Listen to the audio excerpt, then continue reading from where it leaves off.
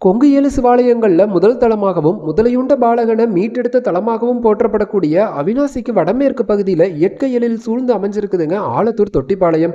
இந்த ஊர்ல எழுந்தருளி இருக்கிற கற்பக விநாயகர், ஆதி விநாயகர், கருப்பராய சுவாமி, தண்டுமாரியம்மன் கோயிலோட மகா கும்பாபிஷேகம் வர மார்ச் 10ஆம் தேதி திங்கட்கிழமை அன்னைக்கு காலையில 6 மணிலிருந்து 7 மணிக்குள்ள நடக்குதுங்க.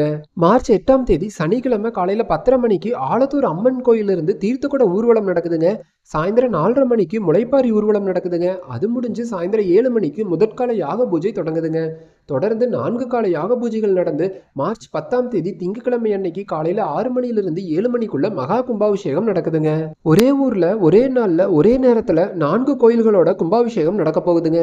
பேரூராதீனம் சாந்தலிங்க மருதாச்சல அடிகளார், கௌமாரமடாலயம் சிரவையாதீனம் ராமானந்த குமரகுருபர சுவாமிகளோட தலைமையில ஆலத்தூர் தொட்டிப்பாளையம் கோயில்களோட கும்பாபிஷேகம் நடக்குதுங்க.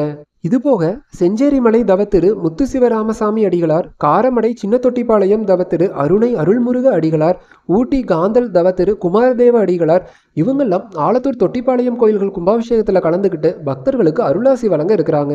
இந்த ஆலத்தூர் தொட்டிப்பாளையம் எங்க அமைஞ்சிருக்குதுன்னா, கோயம்புத்தூர்ல இருந்து சத்தியமங்கலம் போற வழியில அன்னூருக்கும் புளியம்பட்டிக்கும் நடுவில் இருக்கிற செல்லப்பம்பாளையத்திலிருந்து மொண்டிபெருமாள் கோயில் போற வழியில 1 கிலோமீட்டர் தூரத்தில் அமைஞ்சிருக்குதுங்க. மொண்டிபெருமாள் கோயில் வழியாகவும் ஆலத்தூர் தொட்டிப்பாளையத்துக்கு வரலாங்க. இந்த வீடியோவையே எல்லாரும் கும்பாபிஷேக அழைப்பா ஏத்துக்கிட்டு ஆலத்தூர் தொட்டிப்பாளையத்துல நடக்க போற இந்த 4 கோயில்கள் கும்பாபிஷேகத்துல வாய்ப்பு இருக்கிறவங்க எல்லாம் தவறாம வந்து கலந்துக்கோங்க. இந்த சேனலை சப்ஸ்கிரைப் பண்ணிட்டு இந்த வீடியோவை எல்லாருக்கும் மறக்காம ஷேர் பண்ணிருங்க. நற்றுணையாவது நமச்சிவாயவே.